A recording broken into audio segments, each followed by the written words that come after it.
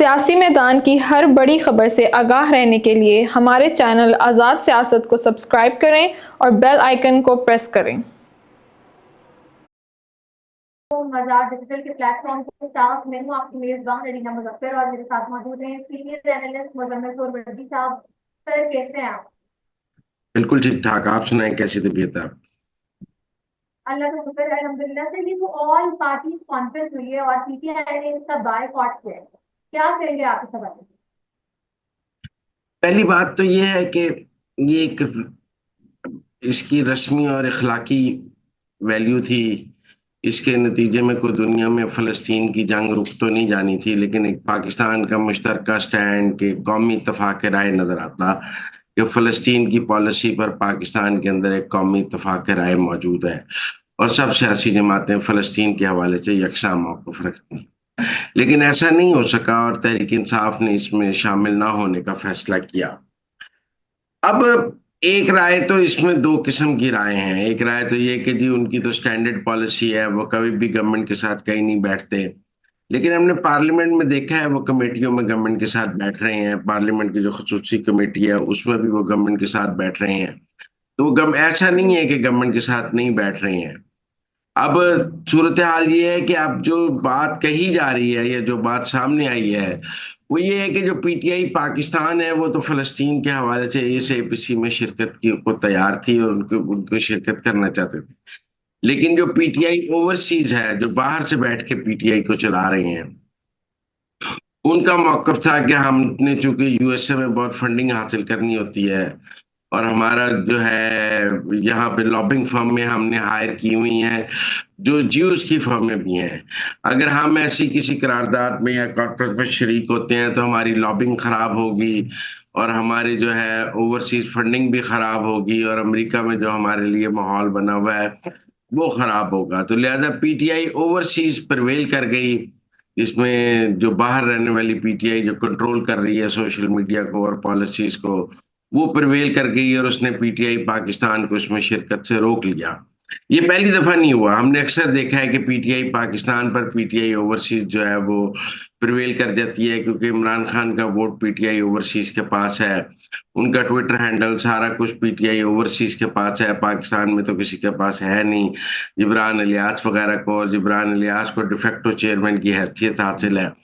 तो ये जिब्रान इलियास, शहबाज गिल और जितने लोग, जुल्फी बुखारी, ये लोग जो बाहर मौजूद हैं, शहजाद अकबर जो बाहर से बैठ के ऑपरेट कर रहे हैं, उनकी राय थी कि हमें फ़लस्तीन के हक में कॉन्फ्रेंस में नहीं जाना चाहिए।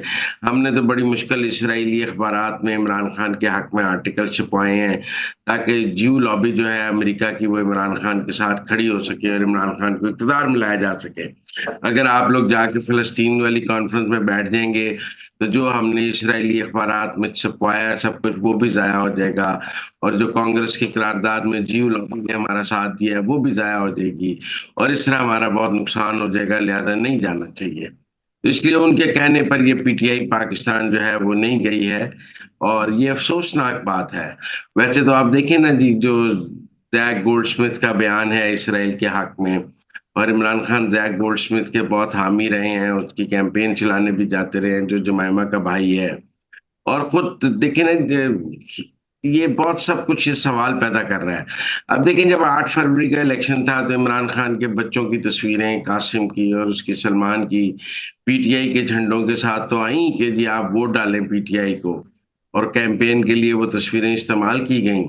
लेकिन फलस्तीन के लिए तो नहीं उनका मौकफ सामने आया ना, वो तो मामे के साथ खड़े हैं, इसराइल के साथ। तो इसलिए बहुत से सवालात हैं और पीटीआई का इसमें ना शिरकत करना यही समझ आता है कि जो बाहर उनकी लॉबिंग है और जो बाहर उनके साथ जियो लॉबी चल रही है उसकी वजह से वो इस कॉन्फ्रेंस में शरीक नहीं हुए। मुतअद्दिद जो जर्नलिस्ट हैं उनकी कह रहे हैं कि मौलाना फजलुर रहमान ने एक अपना कॉन्स्टिट्यूशनल अमेंडमेंट का ड्राफ्ट तैयार कर दिया है और उसमें उन्होंने जो एक चीफ जस्टिस है उसकी उम्र रिटायरमेंट की जो एज रखी है वो 65 ईयर्स रखी, और एक 5 जजेस का सीनियर उन्होंने एक बेंच भी बनाया है रेदर देन की फेडरल कॉन्स्टिट्यूशनल कोर्ट बनाई है। तो आप क्या कहेंगे इस हवाले से?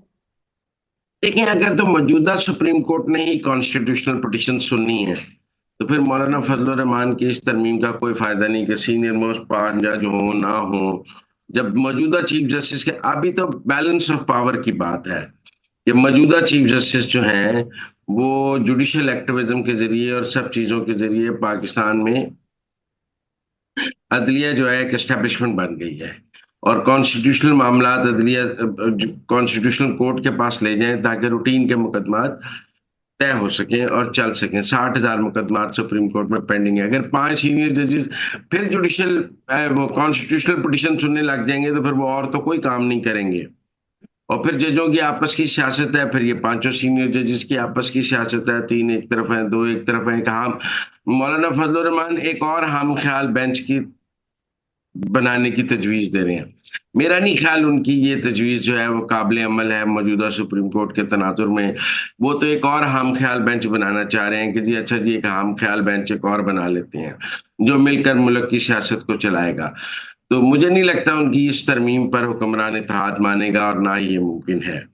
तो ये तो फिर इसका मतलब है मौलाना फजलुर रहमान तरमीम में नहीं है, क्योंकि अगर उनकी ये तजवीज है तो ये कोई काबिल अमल तजवीज नहीं है जो उन्होंने दी है। एक सेपरेट कॉन्स्टिट्यूशनल कोर्ट होगा, और वो सेपरेट कॉन्स्टिट्यूशनल कोर्ट जो है उसमें जरूर जजेस की उम्र के हवाले से बात की जा सकती है कि वो 65 साल हो, 66 साल हो, 68 साल हो, 63 साल हो, वो उस पर बात जरूर हो सकती है।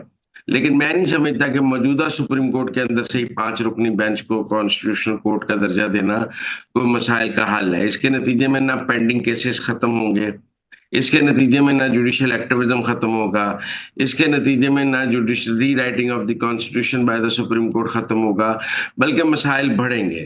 तो इसलिए मैं समझता हूँ मौलाना की ये जो तजवीज है ये काबिल अमल नहीं है, और इस पर अमल होगा भी नहीं, इस पर हुक्मरान इत्तेहाद कभी भी नहीं मानेगा।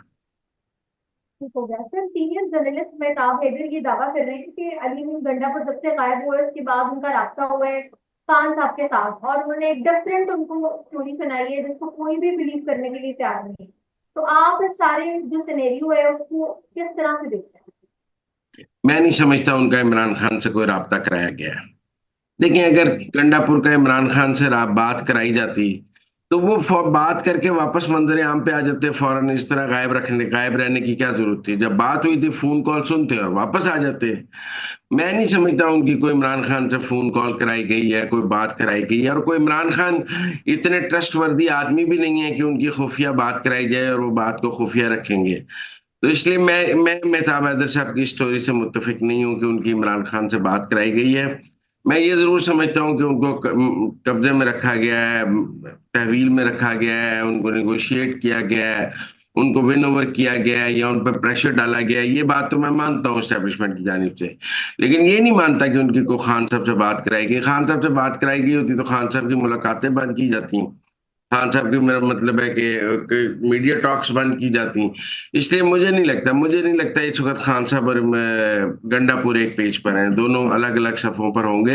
ये तो जब पटारी खुलेगी, जब खान सामने आएगा और वो बात करेगा तो पता लगेगा गंडापुर की क्या स्टैंडिंग है और उस वक्त तक गंडापुर क्या कहता है। लेकिन मैं इस थ्योरी को नहीं मानता कि खान साहब से इस वक्त किसी की कोई बातचीत नहीं है। उनसे बातचीत ना करने का जो फैसला है एस्टेब्लिशमेंट का वो फाइनल है, और उस व्हाट कम में उनसे कोई बात नहीं होगी। 3 लोगों के नामों पे गौर किया जा रहा है जिनको वजीर आला से दी जाएगी या दिए जाने का इम्कान है, क्या ये इतलात दुरुस्त है? जी नए वजीर आला के हवाले से केपी में गुफ्तगू तो शुरू हो गई है, और अब देखते हैं कि इमरान खान की चॉइस कौन है, और क्या पीटीआई 2 हिस्सों में तकसीम हो जाती है। ये दिन गंडापुर को दिए भी इसीलिए गए हैं कि वो अपना एक ग्रुप और बफर जोन क्रिएट कर लें। वो एमपीएस को मिल भी रहे हैं, कल एमपीएस ने उन्हें कामयाब एहतजाज पर पगड़ी भी पहनाई है। वो आहिस्ता आहिस्ता अपना ग्रुप क्रिएट करने की बात कोशिश करेंगे ताकि उनको चेंज ना किया जा सके। लेकिन अगर इमरान खान कर सकते हुए और उनको उनमें ताकत हुई तो वो जरूर गंडापुर को चेंज करेंगे, वरना अगर गंडापुर रुक सकते हुए तो वो अपनी ताकत के सर पर रुकेंगे। ठीक हो गया सर। ये जो 190 मिलियन पाउंड केस को एडजॉर्न किया जा रहा है, कुछ सहाफी हजरात ये भी कह रहे हैं कि ये पीटीआई की लॉयर्स जो है उनके कहने पे इसको लंबा किया जा रहा है। कुछ कह रहे हैं कि ये जो एससीओ सबमिट हो रहे हैं इसकी वजह से ये एडजॉर्न हो रहे हैं। आप क्या कहेंगे, क्या वजह है कि इसका फैसला अभी तक नहीं आया? कुछ तो देखिए इमरान खान के वकला भी इस केस को लंबा करने की कोशिश कर रहे थे। कभी हाई कोर्ट से स्टे लेते हैं, कभी नीचे एडजमेंट लेते हैं, और एक केस को लंबा करने की पॉलिसी तो हमें नजर आती है। और हम ये नहीं कह सकते कि इमरान खान साहब के वकला इसका कोई जल्द फैसला चाहते हैं, वो लंबा करना चाहते हैं। लेकिन ये जो अभी 19 तारीख तक का डिले हुआ है, ये तो एससीओ की वजह से गवर्नमेंट ने हेयरिंग्स, उसकी जो मुलाकातों पर भी पाबंदी लगाई है और हेयरिंग भी 19 को जाके रखी है, क्योंकि इस दौरान आईनी तरमीम भी हो जाए, इस दौरान गंडापुर साहब भी सेटल हो जाएं, इस दौरान सब कुछ हो जाए, तो बाद में 190 मिलियन पाउंड देख लेंगे। 190 मिलियन पाउंड से ज्यादा अहम काम है आईनी तरमीम, गंडापुर के को अपने लिए जमीन होल्ड करना, और इस दौरान कोई पाकिस्तान में प्रॉब्लम ना हो, इसलिए खान साहब की गुफ्तगू बंद की जाए और वो किसी को कोई हदायत ना दे सकें, दोबारा एहतजाज कीजिए, वो ज्यादा इंपॉर्टेंट है। लेकिन मुझे लगता है 190 मिलियन पाउंड का जो फैसला है वो अक्टूबर के आखिर तक, 30 अक्टूबर तक आ जाएगा। ठीक हो गया सर, बहुत शुक्रिया आपके टाइम का। आप कल नए टॉपिक्स के साथ, तब तक के लिए दें मुझे इजाजत, अपना ख्याल रखें।